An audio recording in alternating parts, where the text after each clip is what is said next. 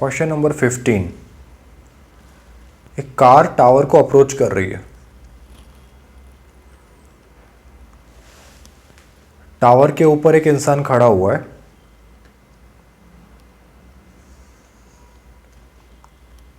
तो वो कार को इस तरह से देख रहे हैं।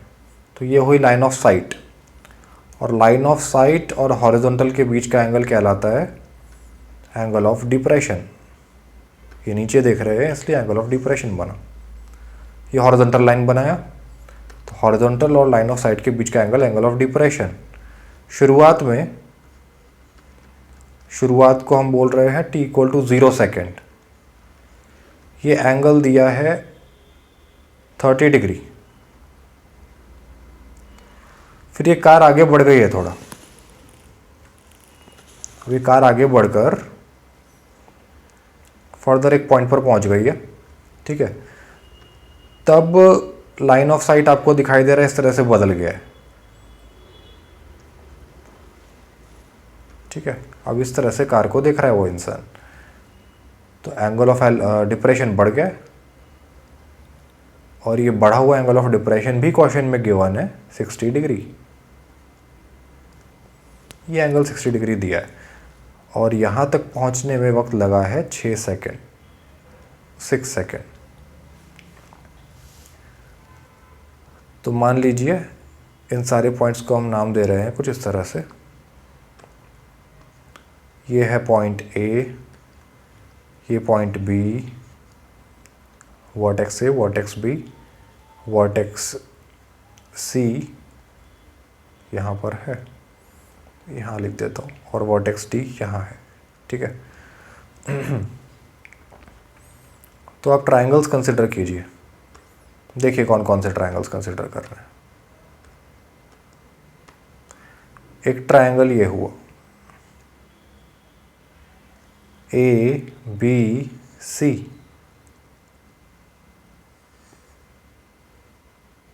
ठीक है। और एक ट्रायंगल, ये मैं रेड कलर में मार्क कर रहा हूँ, ये हुआ ए बी डी।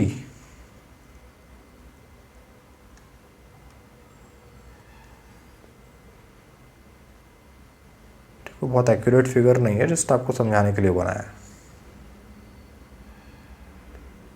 ये हुआ, ये दो ट्रायंगल्स हम कंसिडर करते हैं, दोनों राइट एंगल ट्रायंगल्स हैं।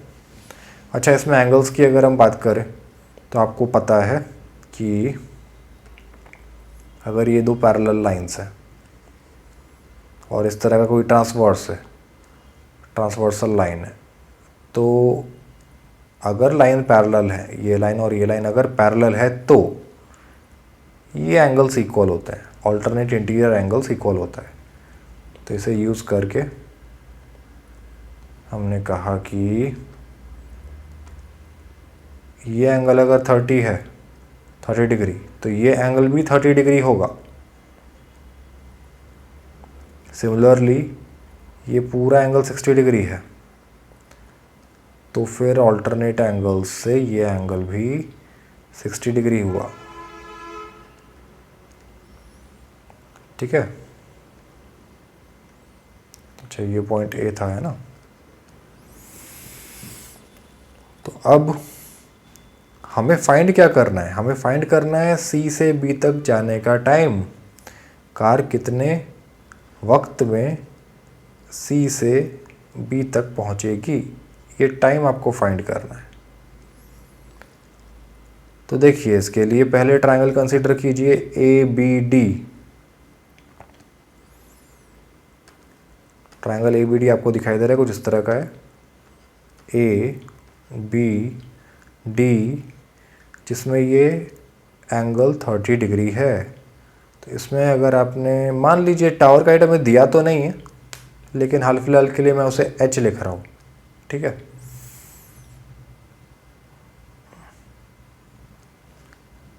तो ये हाइट को हमने अगर एच लिखा, तो यहाँ से आप tan थीटा लिख सकते हो।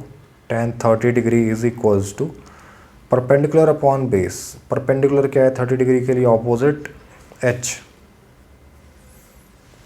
तो ये आया h अपॉन बेस है 30 डिग्री के लिए बी डी, 30 डिग्री का एडजेसेंट साइड, और tan 30 डिग्री होता है 1/√3।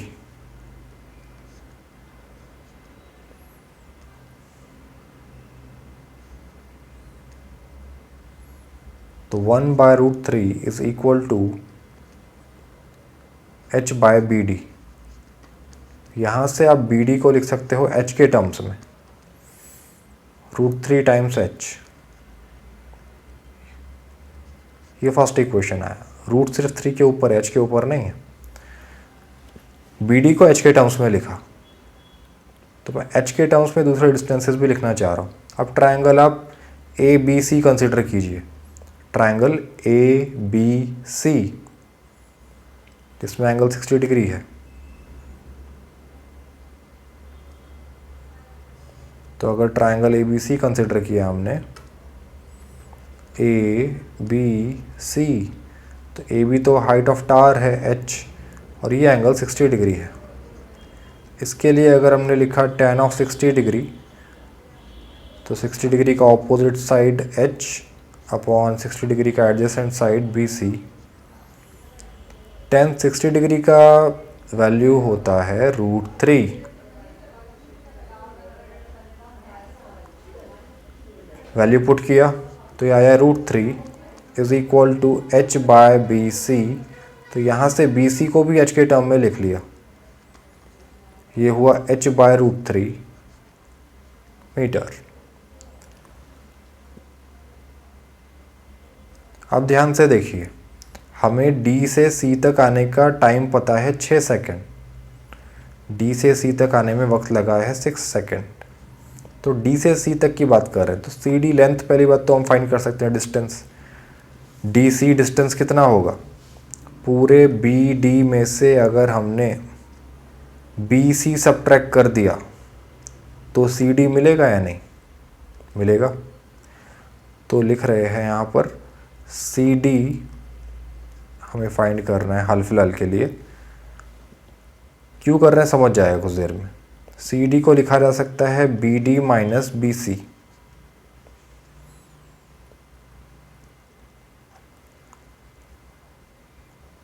ठीक है, तो CD इक्वल टू हुआ BD क्या है देखिए, अभी हमने फाइंड किया था फर्स्ट, तो √3 टाइम्स h माइनस BC, इसको 2 नाम दिया, तो BC भी h के टर्म में लिखा है हमने h/√3। तो CD यहाँ से h के टर्म में लिखा हुआ है। ठीक है, CD डिस्टेंस है। CD डिस्टेंस ट्रेवल करने के लिए टाइम कितना लगा, time taken for car to travel D to C, D से C ट्रेवल करने के लिए टाइम लगा है 6 सेकेंड। देखिए डायग्राम में हमने ड्रॉ किया है, जब D पर है कार तब तो T 0 सेकेंड है, और जब कार C पर पहुंच गई है तब टाइम 6 सेकेंड हो गया है। तो 0 से 6 तक आने में कितना सेकेंड लगा, 6 सेकेंड। और डिस्टेंस कितना ट्रैवल किया है वो हमने निकाल ही लिया h के टर्म्स में। तो टाइम पता है, डिस्टेंस पता है, तो स्पीड लिखा जा सकता है, speed equal to distance upon time, distance upon time. Constant speed हो तो ये फॉर्मूला यूज़ किया जाता है। तो यहाँ से स्पीड इक्वल टू आया, डिस्टेंस हमने फाइंड किया CD, और time taken from C to D। ठीक है, तो चलिए वैल्यूज पुट कर देते हैं। CD को थोड़ा सिंप्लीफाई करके भी लिखा जा सकता है। CD क्या लिखा है, √3h minus h/√3। Next page पर लिखते हैं इसे, CD इक्वल टू, ब्लू से लिख रहा हूँ, CD is equal to √3 times h minus h/√3 इसे मैंने h कॉमन लेकर लिखा, √3 minus 1/√3 CD equal to h into √3 को √3 से मल्टीप्लाई डिवाइड किया। जैसा ऐड करते हो वैसा कर सकते हो, जिसे नहीं आता है वो देख लीजिए। इसे आपने क्या किया, √3 से मल्टीप्लाई किया और डिवाइड किया। क्यों किया? ताकि डिनोमिनेटर सेम हो जाए। तो कॉमन डिनोमिनेटर √3 आ गया है अभी, और ऊपर बना √3 इंटू √3 मतलब 3 माइनस 1। तो CD लिखा हुआ है h इंटू 3 माइनस 1। 3 माइनस 1 होता है 2, तो इधर 2h हुआ डिवाइडेड बाय √3। ये CD है, CD है 2h बाय √3। तो ये जो हम लिख रहे थे स्पीड, ये कितने आएगी अभी? Speed is equal to CD। CD का वैल्यू अभी हमने फाइंड किया 2h by √3 divided by time taken from C to D। तो टाइम तो कितना लगा है? 6 सेकेंड लगा है, तो डिवाइडेड बाय 6। इसका मतलब हुआ 2h बाय √3 इंटू 1/6। तो 2 3 ज़ा 6 होता है। तो यहाँ से स्पीड आया, h के टर्म में आ रहा है अभी स्पीड, h बाय 3√3। हमें फाइनल आंसर h के टर्म में नहीं लाना है, h हमने अपनी मर्जी से हाइट अज्यूम किया है, ठीक है। इतना मीटर पर सेकेंड स्पीड है। अब स्पीड हमें h के टर्म में पता है। अब आप ट्रायंगल ABC कंसिडर कीजिए फिर से। हमें फाइंड क्या करना है? C से B तक जाने का टाइम, ये वाला टाइम। तो इसलिए ट्रायंगल ABC कंसिडर किया। ट्रायंगल ABC हमने पहले कंसिडर किया हुआ था, देखिए ये रहा, ठीक है। तो ABC, इसमें जब इक्वेशन हमने लगाया था तो ये रिजल्ट्स आए थे। तो रिजल्ट नंबर 2 जो लिखा है इसे यूज़ कर रहे हैं। BC डिस्टेंस कितना है? h by √3। तो BC डिस्टेंस है h बाय √3। तो देखिए B से C तक के लिए फिर से वही फॉर्मूला लगा रहे हैं, speed equals to distance upon time. बस हमें इस बार टाइम फाइंड करना है। तो ऐसा लिखा जा सकता है, time is equal to, cross multiply कर दीजिए सिर्फ, टाइम इज इक्वल टू लिखा जा सकता है डिस्टेंस अपॉन स्पीड। तो हम बात कर रहे हैं B से C तक के लिए, तो उसके लिए लिखिए, नए पेज पर लिखते हैं,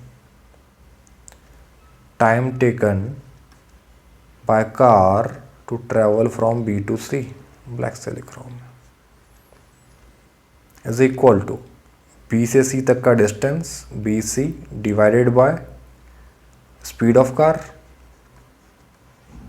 स्पीड तो कांस्टेंट है, बदल नहीं रहा है। तो is equal to BC divided by speed of car. BC का वैल्यू देखिए क्या था, रिजल्ट नंबर 2 यहाँ पर देखिए, ये रहा। BC equal to h by √3 है, तो BC की जगह लिखा h by √3 divided by speed क्या है, अभी अभी फाइंड किया था हमने h के टर्म्स में। स्पीड हमने फाइंड किया था h बाय 3√3 मीटर पर सेकेंड।